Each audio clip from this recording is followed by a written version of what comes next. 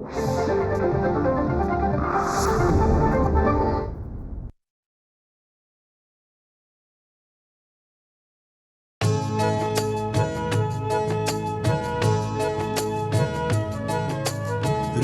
स्पंदन ठेवून नाती नूतन नित्य गुंफते ती.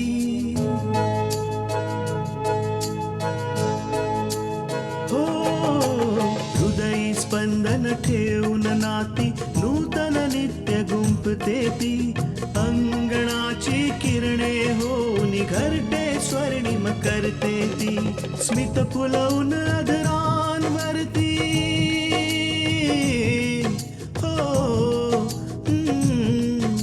स्मित फुलवून अधरांवरती वेदनेत सुख देते ती. लेक वहिनी आई होऊन जीवन आभा होते ती. सुकन्या सुकन्या सुकन्या आमच्या कन्या. मी अगदी व्यवस्थित आहे. तुम्ही कशा आहात? ज्या आईच्या मुलीला सासरच्या लोकांनी घराबाहेर काढलेलं असेल ती आई कशी असेल सांगा बरं. आता हे बघ, वस्तुस्थिती अशी आहे की तृष्णा तुझ्या घरात किंवा तुझ्या कुटुंबासोबत नीट रुळत नाहीये. मग त्यापेक्षा तिला घरी पाठव. योग्यच केलंस तू तिला हाकलून. तू तृष्णा आहेस ना, कल्याणीची सून? हा तर तोच माणूस आहे ज्याने त्या मुलाला किडनॅप केलं होतं. बबलू आहे का? मी त्याची आई बोलते. नाही, तृष्णा दिसत नाहीये. ती आपल्या माहेरी आहे काही दिवसांसाठी.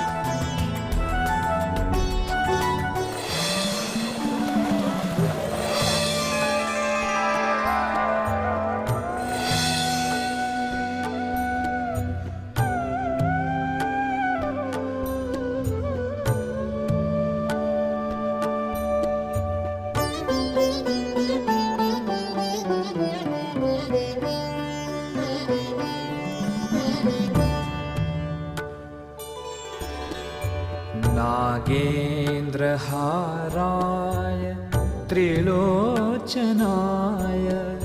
भस्मांगरागाय महेश्वराय.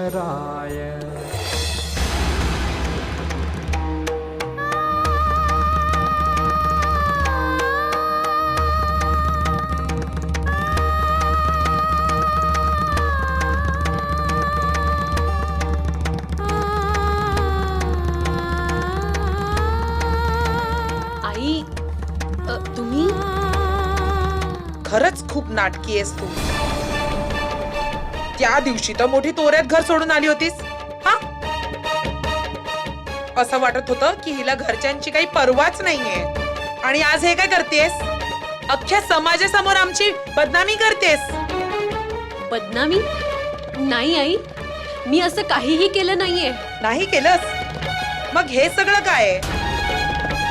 अशा प्रकारे मंदिरात येऊन राहिल्यामुळे आमची बदनामी नाही होत आहे तर काय होत आहे? तुला नक्की काय सांगायचंय ग? तू खरं तर नाही सांगणार ना की तू स्वतःच्या सासरी चोरी केलीयस? आई, तुम्हाला चांगलंच माहितीये की मी काहीही केलं नाहीये. मी चोरी नव्हती केली.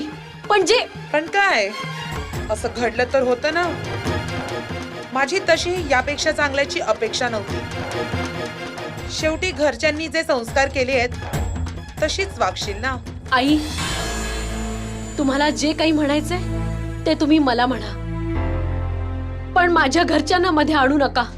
त्यांची चूक तरी काय? मला त्याच्याशी देणं घेणं नाहीये तृष्णा की नक्की चूक कोणाची. तुला आत्ता ताबडतोब इथून निघून जावं लागेल. कारण माझी इच्छा नाहीये की अख्ख्या जगात माझी आणि माझ्या मुलाची बदनामी व्हावी. आम्हाला नावं ठेवली जावी. पण आई, मी कुठे जाऊ? तुम्ही तर आधीच मला घराबाहेर काढलंय. आता मी कुठे जाऊन आश्रय घेऊ? काय म्हणालीस? तुझ्या आईलाही दयाने आली तुला या अवस्थेत बघून? हा, की तिने पण तुला या अवस्थेत राहायला सोडून दिलं? निघ इथून, आत्ताच्या आत्ता निघ. शेवटी त्यांनाही कळायला हवं आपल्या मुलीला हुंडा न दिल्याचा परिणाम काय होतो ते. पण आई, मी माझ्या घरी नाही जाऊ शकत. मी माझ्या आई बाबांना आणखीन दुःख नाही देऊ शकत. आता माझं घर माझं सासरच आहे आणि अपूर्वाने मला माझ्या घरातून बाहेर काढलंय.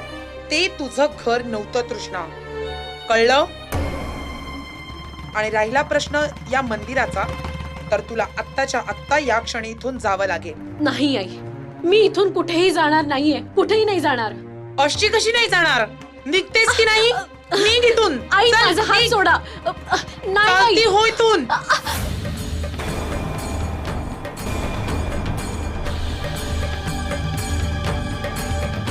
हे तुझं घर नाहीये, मंदिर आहे कल्याणी. आणि इथे तुझी मनमानी नाही चालणार. ओ हो. तरी मी म्हणते, या मेलीचे तारणहार कुठे गेले? काय येत नाहीयेत समोर? तू वाटेल ते बोल, पण तू इथे तुझ्या मनाचं काही एक करू शकणार नाहीस. जर तुला तुझा हुकूम चालवायचा ना, तर तू तुझ्या घरच्यांवर चालव. या मंदिरात तुझा हुकूम चालणार नाही. आणि या इथे तेच होईल जे तृष्णाला हवंय. आज तुमच्या या सुनेमुळे मला शेजाऱ्या पाजाऱ्यांकडून काय काय टोमणे ऐकावे लागतायत तुम्हाला माहित पण नाहीये. अरे, जर आम्ही हिचे कोणीच नाही आहोत तर आमच्या मागे का लागली ही? का पिच्छा सोडत नाही आमचा? आणि असं वागल्याने काय आम्ही तिला घरी घेऊन जाऊ? ही गोष्ट तर मलाही चांगलीच ठाऊक आहे आणि तृष्णालाही चांगलीच ठाऊक आहे. सुकन्या आमच्या कन्या. आणि जर शेजाऱ्या पाजाऱ्यांचं म्हणशील तर त्यांना तृष्णाने काही नाही सांगितलं. ते लोक तुला तेच सगळं बोलले जे त्यांनी पाहिलंय. तू तुझ्या सुनेला घराबाहेर काढलंस यात ते चुकीचं काय बोलले? आणि वस्तुस्थिती ऐकून तुला त्रास का होतोय? खूप बाजू घेताय ना तिची. हा, जेव्हा ही मुलगी तुम्हाला तुमची लायकी दाखवेल ना, त्या दिवशी तुम्हाला कळेल कोणत्या मुलीसाठी घर सोडलेत तुम्ही. पश्चाताप होईल तुम्हाला. तृष्णा मला माझी काय लायकी दाखवणार? अरे माझी लायकी तर माझ्या घरच्यांनीच मला दाखवून दिली. आणि हे तर काळच सांगेल की अपूर्वाच्या आयुष्यात तृष्णा परत जाईल की नाही जाणार. आणि हो, आणखीन एक गोष्ट लक्षात ठेव, दुसऱ्यांची मनं दुखावून कोणीच सुखी होऊ शकत नाही.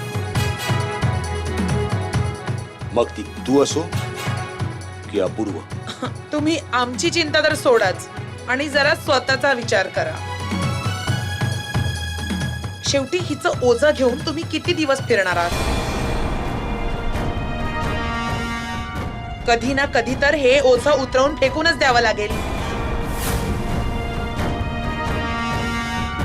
त्यापेक्षा असं करा की आताच हे तृष्णा नावाचं ओझं उतरवून फेकून द्या आणि माझ्यासोबत घरी चला. तृष्णा माझ्याकरता ओझं नाहीये कल्याणी.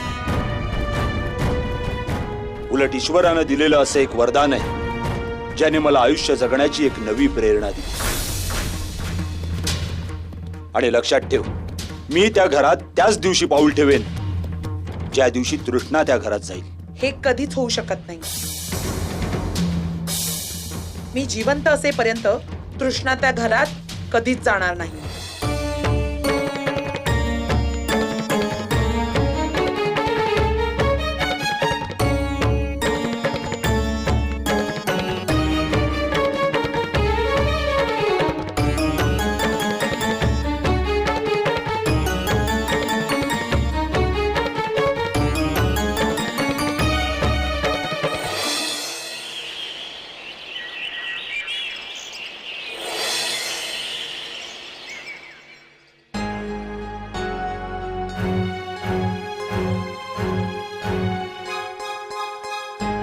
सुनीता,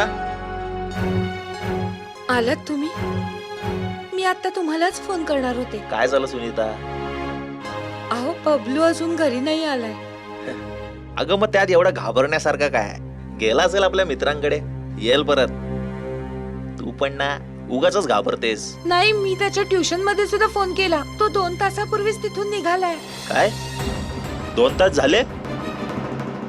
अरे मग त्याच्या मित्रांना फोन करून बघ ना, तिकडेच असेल. तुम्हाला माहिती आहे ना, मला सांगितल्याशिवाय तो कुठेच जात नाही. कुठेही गेला तरी सांगून जातो. माझे सगळ्यांना फोन करून झाले, तो कुठेच नाहीये.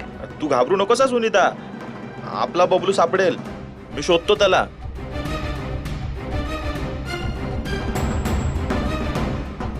देवा, माझा मुलगा कुठे असेल, कसा असेल?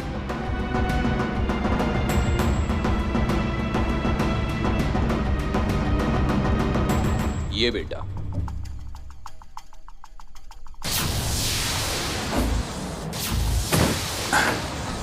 ये. काका तुम्ही मला हे कुठे घेऊन चालला आहात? घाबरू नकोस बेटा.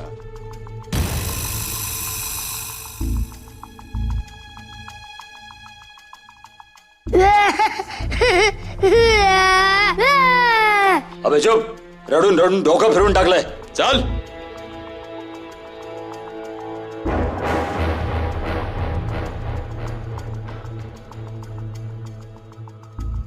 हे घे अजून एक शिकार. वा गुरु, मानलं तुम्हाला.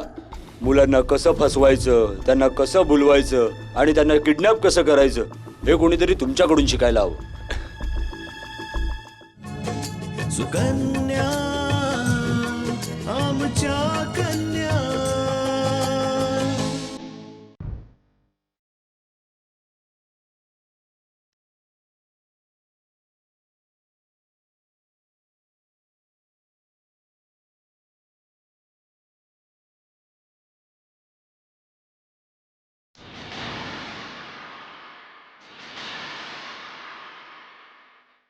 चल बांध त्याला.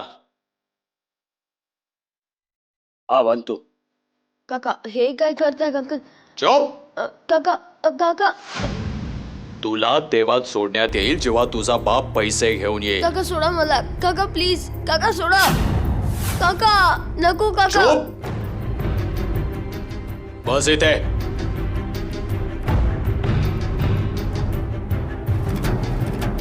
सोडून द्या मला काका, सोडून द्या, सोडून द्या काका, जाऊ द्या आम्हाला. गप बस. तुम्हाला तेव्हाच सोडण्यात येईल जेव्हा तुमचे बाप भरपूर पैसे घेऊन येतील. कळलं? आता खबरदार आवाज काढला तर.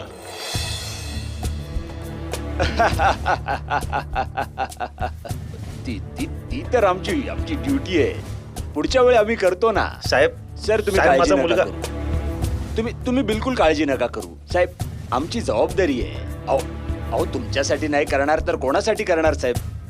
साहेब साहेब. अशी गोष्ट. हा पक्का पक्का पक्का. हा ते तर होणारच.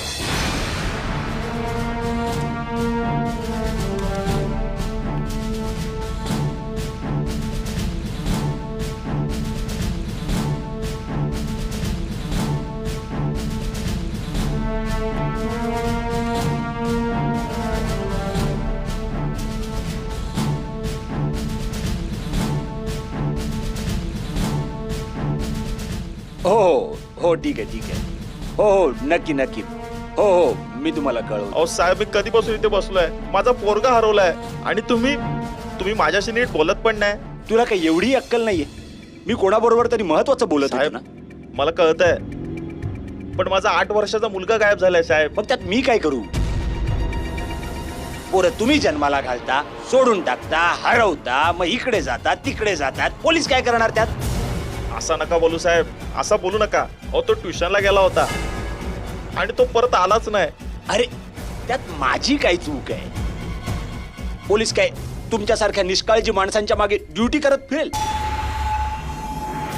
एकतर असेही पोलीस बदनाम आहेत की क्राईम झाल्यानंतर पोहोचतात.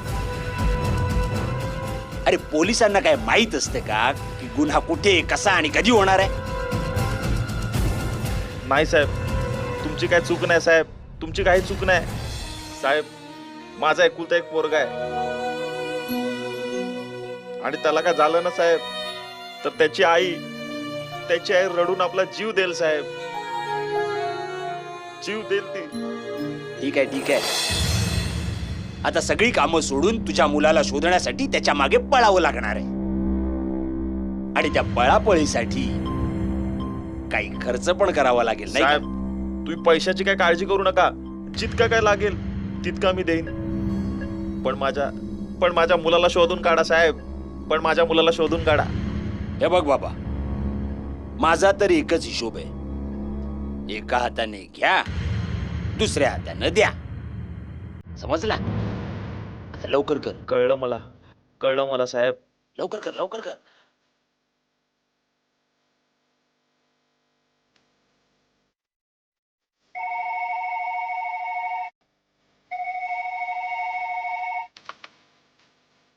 हॅलो, हा इन्स्पेक्टर पुरोहित.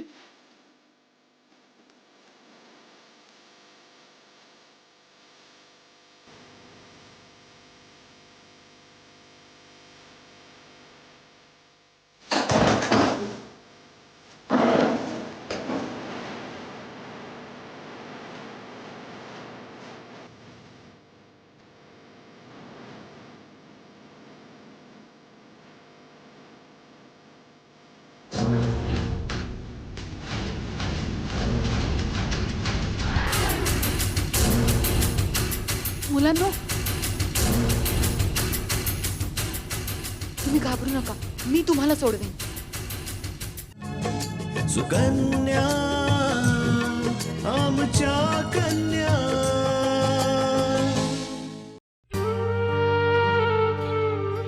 आलात तुम्ही? बबलू कुठे आहे?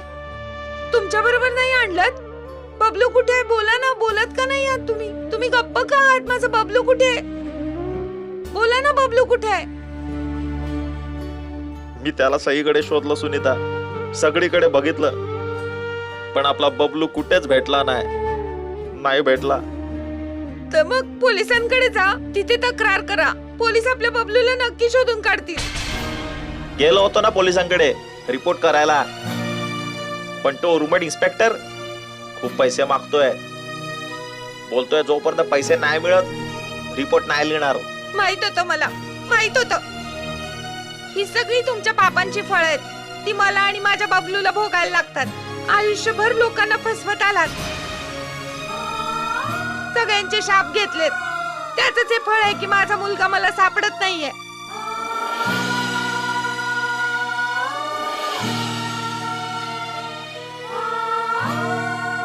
मला माहितीये ही सगळी तुमच्या पापाची फळं भोगायला लागतात. गब्बस, मी एकटाच नाही धंद्यात काम करणारा.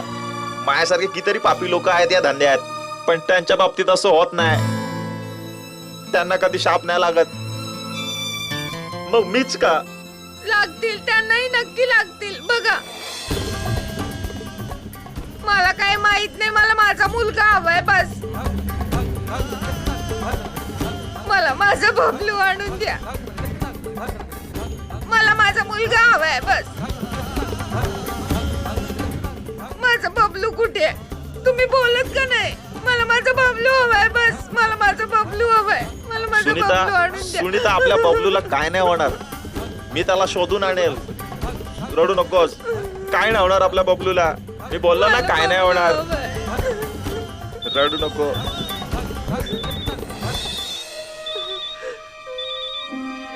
हॅलो, जर तुझा पोरगा बबलू तुला सही सलामत हवा असेल तर 3 लाख रुपये तयार ठेव. पैसे तू आमच्यापर्यंत पोहोचव, पोरगा आम्ही तुझ्यापर्यंत पोहोचवू. आणि मी तुला उद्या फोन करून हे कळवेन की पैसे कुठे आणि केव्हा पोहोचवायचे. काय झालं? कोणाचा फोन होता? तुम्ही गप्प का आहात? बोलत का नाही? मला सांगा ना, काय झालंय? बोला ना, बोला ना. सुनीता, आपला पोरगा किडनॅप झालाय तो. काय? आणि त्याला सोडवायला गुंडांनी 3 लाख रुपयाची मागणी केली आहे. 3 लाख?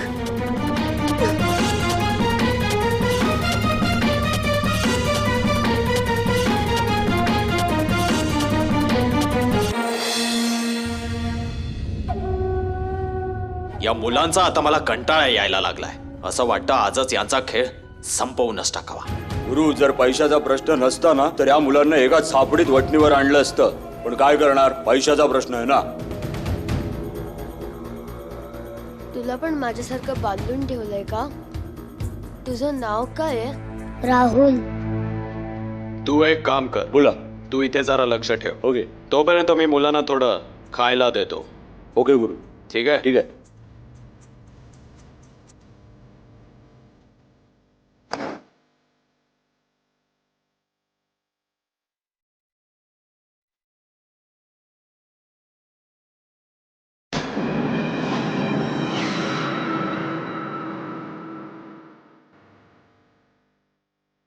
रडून रडून डोकं ठिकाणावर आलं वाटतं तुमचं. थोडा वेळ मला असंच लपून राहायला हवं. कधी ना कधी तरी संधी मिळेलच. मग ठरवते काय करायचं ते. हे घ्या, खा.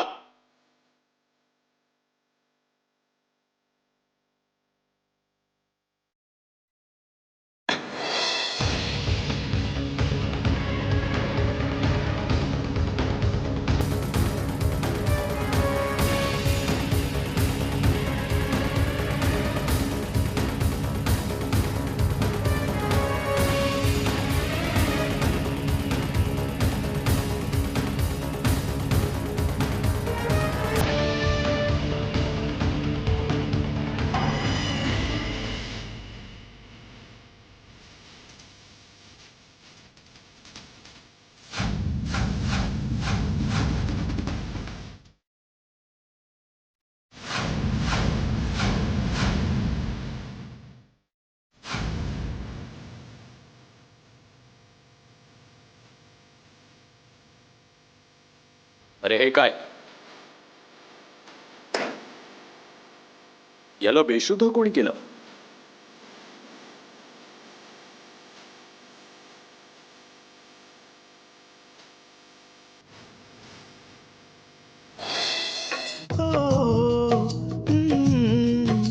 स्मित फुलवून आदरांवरती वेदनेत सुख देते ती लेक वहिनी आई होऊन जीवन आभा होते ती सुकन्या सुकन्या सुकन्या